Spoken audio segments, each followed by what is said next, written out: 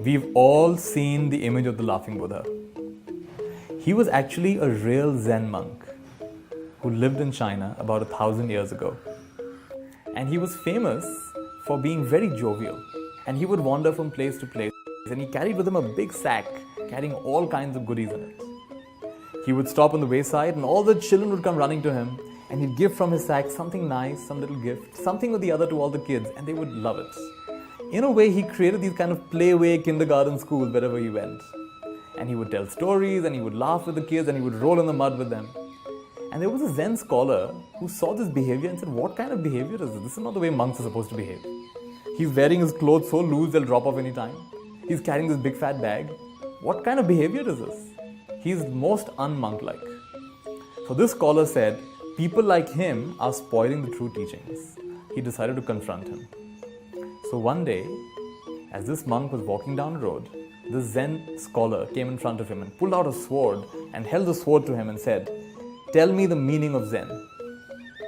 And you know, this laughing Buddha, as he was called, always smiling, suddenly stopped smiling. And he released this big bag he was carrying. Loud sound.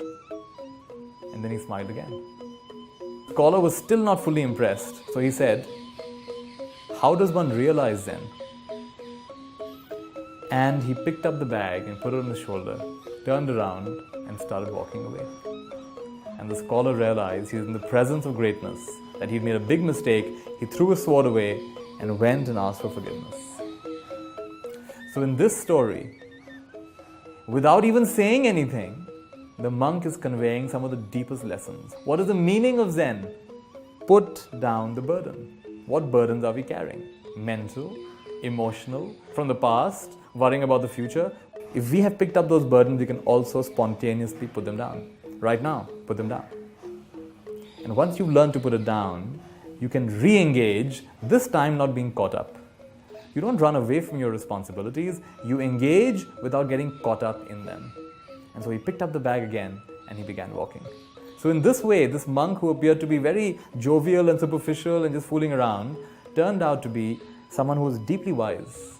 And that deep wisdom did not take away his playfulness. So we can be very much connected to ourselves and we can also be very playful. So this is a light-hearted approach to a really wise way of living. And the laughing Buddha, the Zen monk, represents that wonderful teaching.